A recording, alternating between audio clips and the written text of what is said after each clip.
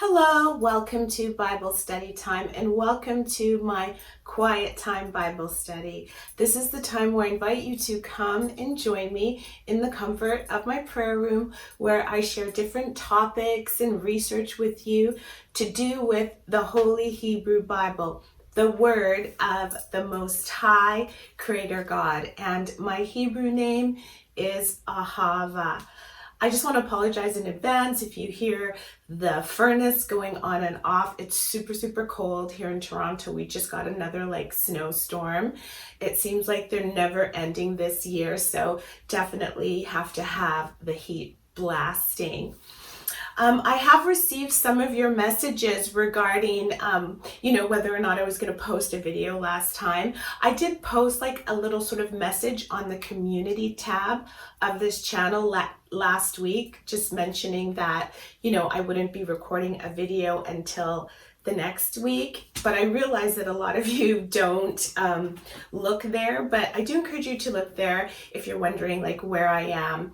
I've been a little bit under the weather. My spirits have been great because I'm always grateful to the Most High Creator God, but I did have a little bit of a wrist injury, so I wanted to just take some time to sort of rest it because, as most of you know, I'm an educator, so I'm always online having to use my hands, and I didn't really nurture the injury like I should have in the beginning, so I really want to make sure it doesn't get worse. So I thought I'd give myself a break, and I will also be posting my blog for the qtbiblestudy.com website this week, before the end of the month, because as I promised in 2022, I want to post them every month. So we're going to be continuing with our Bible study reading about the book of Ecclesiasticus. For those of you who do not know, Ecclesiasticus is known as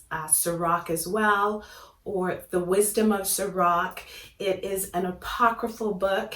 It falls under the umbrella of those ancient wisdom books, and we've been just sort of reading through it, and I've been making a mental note and making notes, just grasping onto those gems of truth that we can sort of shine a spotlight on as we get closer to the end of the chapter. So we are going to continue on today in chapter number 27, and the heading for this sort of set of chapters is continues to discuss domestic counsels. Okay, so I'm in chapter number 27, and I'm going to begin in verse number 1, which says, "Many have cheated for gain. A money grubber will always turn a blind eye.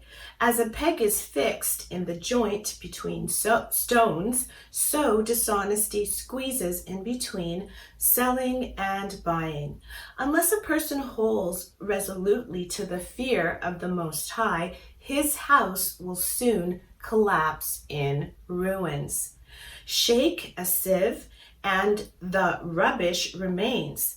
Start an argument, and a man's faults show up. As the work of a potter is tested in the kiln, so a man is tried in debate. As a tree's fruit reveals the skill of the grower, so the expression of a man's thoughts reveal his character. Do not praise a man till you hear him in argument, for that is the test. If justice is what you seek, you will succeed and wear it like a splendid robe. Birds of a feather roost together, and honesty comes home to those who practice it. A lion lies in wait for its prey, so does sin for those who conduct evil." I'm going to read that verse again because I actually added my own words by accident. I misread Trick of the Eyes.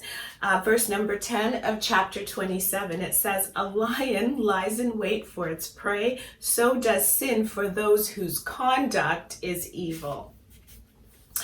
Verse number 11, the conversation of the godly is constantly wise, but a fool is as changeable as the moon. Grudge every minute spent among fools, but linger among the thoughtful. The conversation of fools provokes disgust. To them, a life of license is just a joke. The chatter of the profane makes the hair stand on end. When such folk quarrel, others stop their ears. The quarrels of the proud lead to bloodshed. Their abuse makes sorry hearing. The betrayer of secrets forfeits all trust. He will never find an intimate friend. Love your friend and keep faith with him. But if you betray his secrets, steer clear of him. For as one kills an enemy, so you have killed your neighbor's friendship. As a bird that is allowed to fly out of your hand, your neighbor, once lost, will not be caught again. He has gone too far for you to pursue him. He has escaped like a gazelle from a trap. A wound may be bandaged, an insult pardoned, but the betrayer of secrets has renounced all hope. Someone who winks is plotting mischief. Those who know him will keep their distance. He speaks sweetly enough to your face and admires whatever you say. But later he will change his tune and use your own words to trip you. There are many things I hate, but him above all, and the Most High will hate him too. Throw a stone in the air, and you throw it on your own head. And a treacherous blow means wounds all around. Dig a pit, and you will fall into it. Set a trap, and you will be caught by it. The wrong anyone does recoils on him, and he has no idea where it comes from. The arrogant deal in mockery and taunts, but like a lion, retribution lies in wait for them. Those who rejoice at the downfall of the good will be trapped, and before they die, they will be consumed with pain. I'm going to move on to chapter 28 and also I think chapter 29 and 30 before I read some of the commentary. So continuing on in the book of Ecclesiasticus chapter 28. Rage and anger, these also I abhor, but a sinner has them ready at hand. Whoever acts vengefully will face the vengeance of the Most High, who keeps strict accounts of sins. Forgive your neighbor any wrong he has done you. Then, when you pray, your sins will be forgiven. If anyone harbors anger against another, can he expect help from the Most High? If he refuses mercy to his fellow, can he ask forgiveness for his own sins? If a mere mortal cherishes rage, where is he to look for pardon? Think of the end that awaits you and have done with hate. Think of mortality and death and be true to the commandments. Think of the commandments and do not be enraged at your neighbor. Think of the covenant of the Most High and overlook errors. To avoid a quarrel is a setback for sin, for quarrels are kindled by a hot temper. A sinner sets friends at odds and spreads enmity where before there was peace.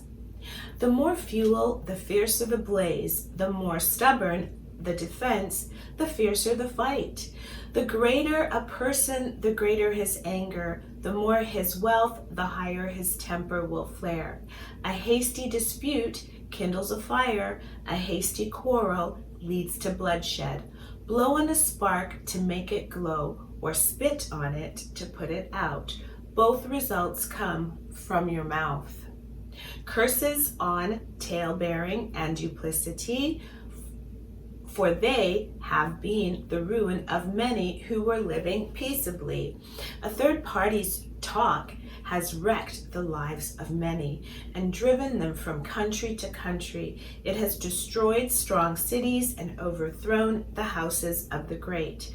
A third party's talk has brought divorce on staunch wives and deprived them of the fruits of their industry.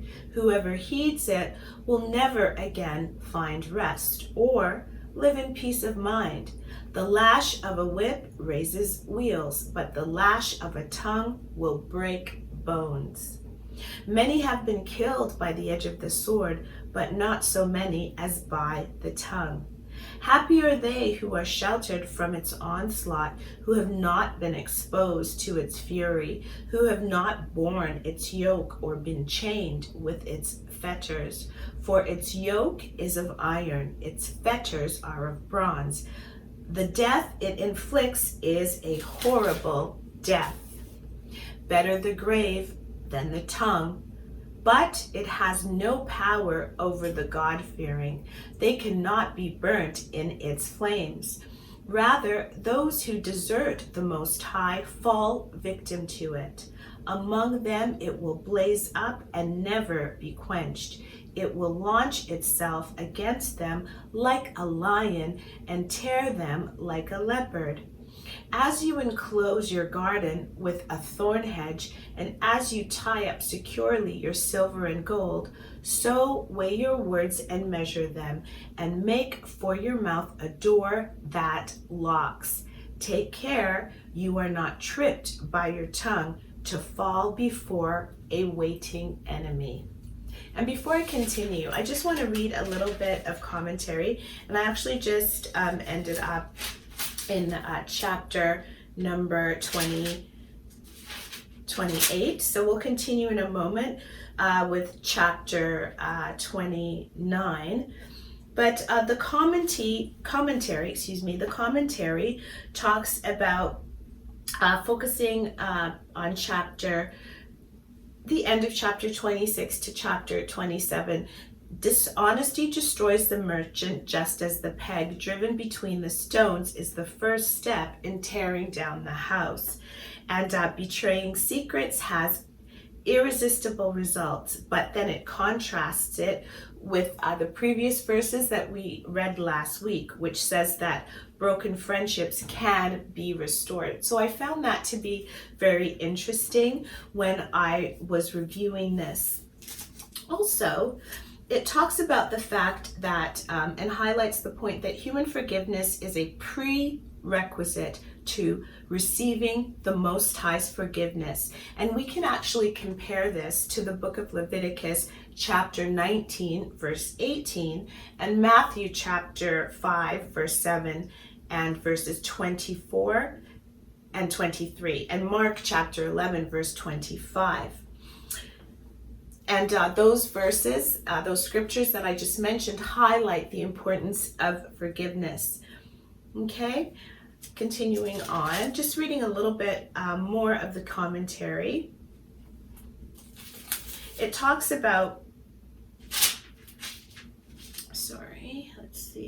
it says, this poem on slander is noteworthy for the tension between the shrewd observation that the righteous do suffer, the staunch wives, and the assertion of faith that the God-fearing are protected from the power of slander. We, as those who follow the law, statutes, and commandments of the Most High Creator God, we are protected from the power of slander. And those verses that we just read do highlight how powerful, and how destructive the tongue and slander and things of that nature that come from it can be. So let's continue reading chapter 29 and I believe chapter 30. They continue to both fall under the umbrella of domestic counsel. And, I'm smiling because I really do appreciate and cling to these words of wisdom that we can use in our everyday lives that can protect us from the snares of our enemy, Hasatan, the adversary, also referred to commonly as Satan. So chapter 29, verse 1. It says, "He who is compassionate lends to his neighbor. By giving a helping hand, he fulfills the commandments. Lend to your neighbor in his hour of need. Repay your neighbor punctually. Be as good as your word and keep faith with him, and your needs will always be met. Many treat a loan as a windfall and create trouble for those who helped them. Until he gets a loan, a man kisses his neighbor's hand, and at the sight of his wealth drops his voice. When repayment is due, he delays, pays back only perfunctory promises and claims that times are hard. If the creditor pressures, he will get back scarcely half, and will count himself lucky at that. If he does not press, he has deprived himself of the money and made an enemy into the bargain. The debtor will pay him back in curses and insults, with dishonor in place of honor. Because of such knavery, many refuse to lend for fear of being parted from their money to no purpose. Nevertheless, be patient with the penniless, and do not keep them waiting for your charity. For the commandment's sake, help the poor, and in their need do not send them away empty-handed. Be ready to lose money for a brother or a friend, rather than leave it to rust away under a stone. Dispose of your treasure as commanded by the Most High. That will benefit you more than gold. Let almsgiving be the treasure in your strong room, and it will deliver you from every misfortune. Better than stout shield or strong spear, it will arm you against the enemy. A good person will stand surety for his neighbor. Only he who is lost to shame will let him down. If someone stands surety for you, do not forget the favor. He has stalked his very self on your behalf. A sinner ruins the property of his surety, and one who is ungrateful leaves his rescuer in the lurch.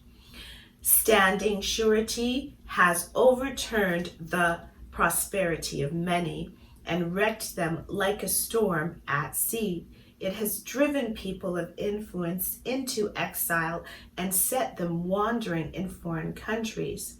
When a sinner involves himself in accepting surety, his pursuit of gain will land him in lawsuits. So help your neighbor to the best of your ability, but beware of becoming too deeply involved.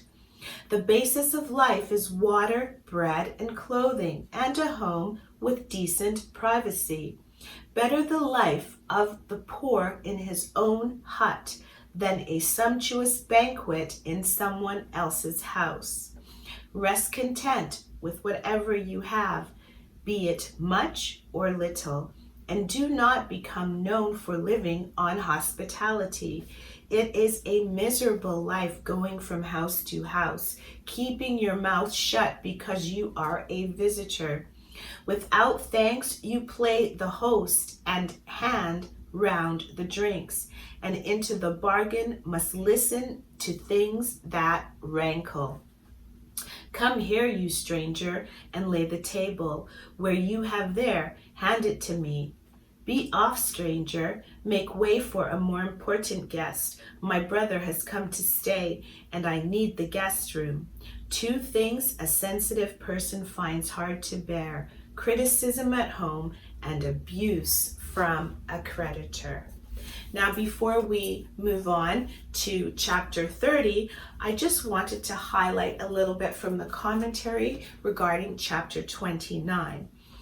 First it talks about, referring to verses 1 to 7, lending is encouraged in accord with the commandments. And we can see this highlighted and mirrored in the book of Deuteronomy, chapter 15. Though the risks are clearly stated, lending is encouraged. Becoming surety for another is here favored within common sense limits, in contrast to the book of Proverbs, which warns against surety. And you can find that in the book of Proverbs chapter 6 and chapter 11. In other words, what the book of Ecclesiasticus is doing, it's advocating for being surety for someone, but not to the extent of deprivation, meaning not to the extent of depriving yourself or your family in order to help someone else. This praise of simplicity and warning against a life of imposition on the hospitality of others was directed to the teacher's upper class clientele. The theme of being content is quite usual in both Jewish and Christian, in both Jewish and Christian counsel. And this is also mirrored in the New Testament in the book of Philippians, 1 Timothy chapter 6, and Hebrews chapter 1. So now we're going to move on to chapter 30. Let me just see how much time we have here. I think we have time for a couple more chapters, and it's been a while since I've uploaded a video.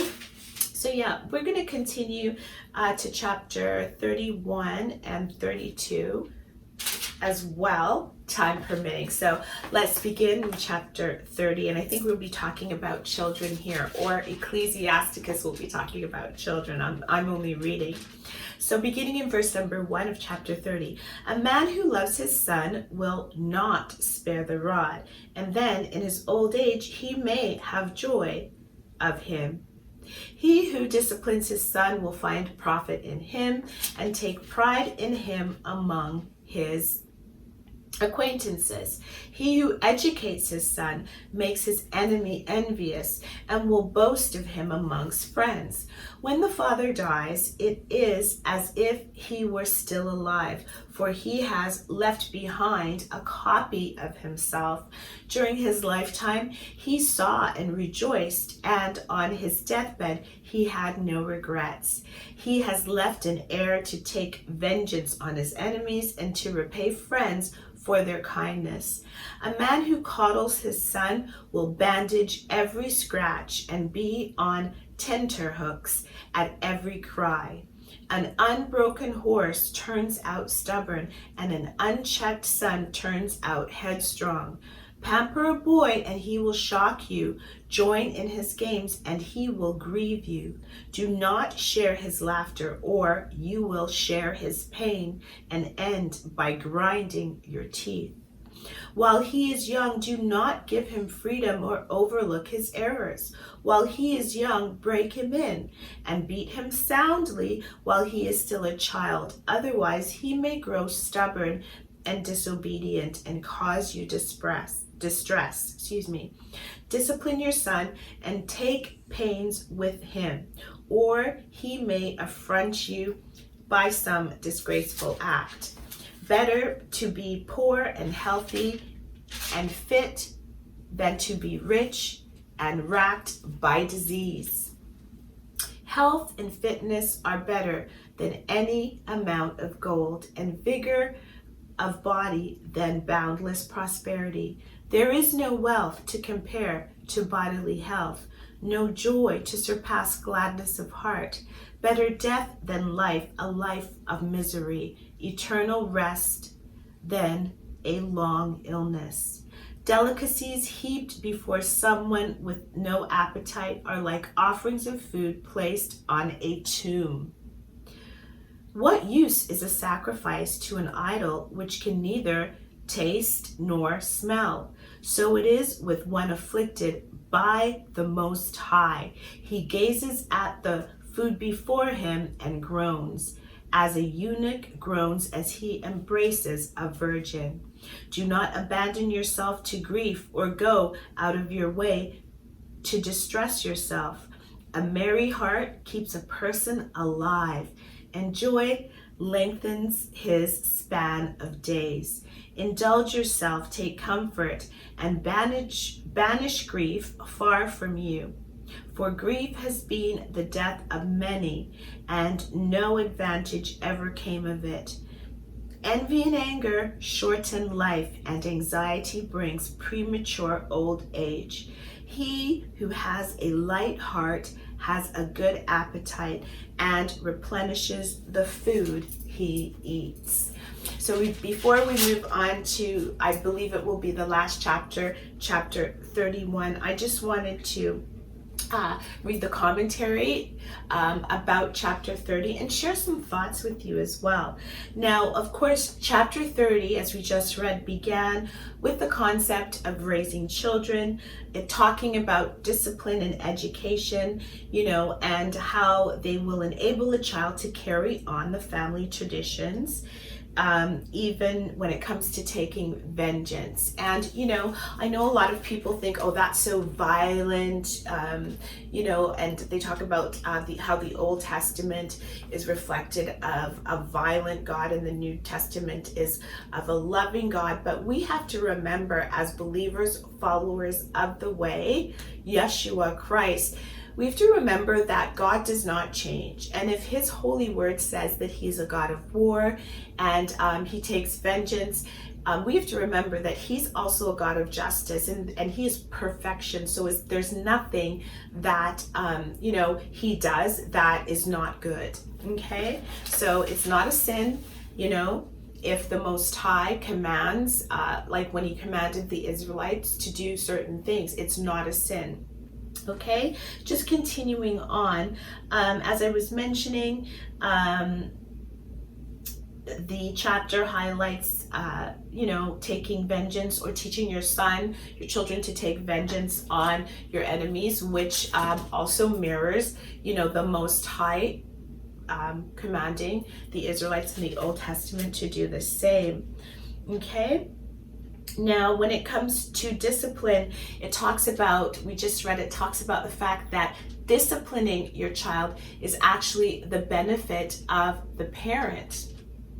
Okay? And a lack of discipline will actually produce rebellious behavior, in your children. Okay? It also talks about sickness and how sickness is something that is definitely heavy to bear. Now, it says here, in contrast to the frequent advice to restrain the emotions in the face of insecurity, right? It talks about that we see here a relaxed self-expression in security, and this is the ideal of life. It also one thing that really stuck out to me was in verse 24 and 25, which says, envy and anger shorten life, and anxiety brings premature old age. Right? He who has a light heart has a good appetite. When you look at the research, the current research that we have today about bitterness, envy, anger, and things of that nature, you see reflected the fact that all of those negative emotions can be linked directly to disease. Even some research indicates that some cancers are a reflection of that. And even in the healing process, if we, for those of us who may struggle with certain ailments, that we have no control about, you will be able to see through the research that having an attitude of gratitude and being grateful, and seeing the best in your circumstances, looking at the positive instead of the negative, seeing the glasses half full instead of half empty, actually contributes to your lifespan and contributes to whether or not your body will heal. And so it's so fascinating to me as an educator, because at times, depending on the course I'm teaching, I have to share these things with my students this research with my students, and it's so fascinating to me because this type of research that we're now seeing in today's society within the past 20 years, I'd say, it was actually spoken about in the word of the Most High Creator God, before we could even find evidence that those things actually occur, because now we have the technology to do certain things. So I'm just going to wrap up this video by reading through chapter 31, not 21, 31. Also still falling under the umbrella of a domestic council. It says in verse 1, wakeful nights make the rich person lose weight when the cares of wealth drive sleep away. Sleepless worry keeps him wide awake, just as serious illness banishes sleep. The rich man toils to amass a fortune, and when he relaxes, he enjoys every luxury. The poor man toils to make a slender living, and when he relaxes, he finds himself in want. Passion for gold can never be right. The pursuit of profit leads astray. Because of gold, many a one has met his downfall and found himself face to face with ruin. Gold is a pitfall to those who make it their god, and every fool is ensnared by it. Happy are the rich who have remained blameless and have not let gold become their guide. Show us such a person, and you will congratulate him. He has performed a miracle among his people. Has anyone come through the test unscathed? Then he has good cause to be proud. Has anyone had it in his power to sin and refrained to do wrong and not done it? Then he will be confirmed in his prosperity, and the assembly will hail him as a benefactor. When seated at a grand table, do not smack your lips and exclaim, "What a feast!" Remember, it is a bad thing to have a greedy eye. There is no greater evil in creation than the eye. For that reason, it must shed tears at every turn. Do not reach for anything within sight or jostle your fellow guest at the dish. Judge his feelings by your own and always behave with consideration. Eat what is set before you, but not like a beast. Do not munch your food and make yourself objectionable. Be the first to stop for good manners' sake, and do not be a glutton, or you will give offense. If you are dining in a large company, do not reach out your hand before others. A person of good upbringing is content with little.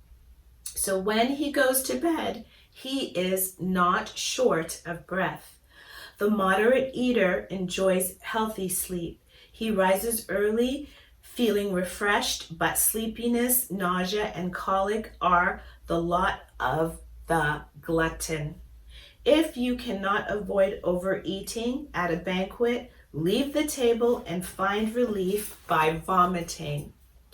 Listen to me, my son, do not disregard me, and in the end, my words will come home to you. In all you do, avoid extremes, and no illness will come your way. Everyone has a good word for a liberal host. The evidence of his generosity is convincing. The whole town grumbles at a mean host, and there is sure evidence of his meanness. Do not use wine to prove your manhood, for wine has been the ruin of many. As the furnace tests iron when it is being tempered, so wine tests character when boasters are wrangling. Wine puts life into anyone who drinks it in moderation. What is life to somebody deprived of wine? Was it not created to gladden the heart? Wine brings gaiety and high spirits. If people know when to drink and when to stop, but wine in excess makes for bitter feelings and leads to offense and retaliation. Drunkenness inflames a fool's anger to his own hurt. It saps his strength and exposes him to injury.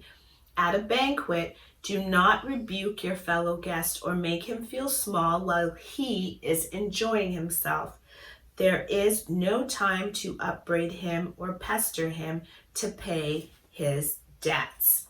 So that brings me to the end of chapter 31, and that's a really deep chapter. The commentary talks about good and bad uses of money, which are highlighted in that chapter. The ambiguity of wealth is a problem in Ecclesiasticus. The temptations are clearly stated.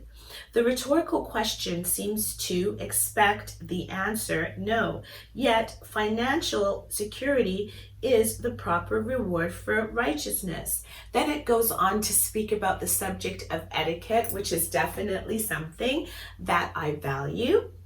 And it talks about table manners was a subject of wisdom teaching through the centuries. Moderation is the key.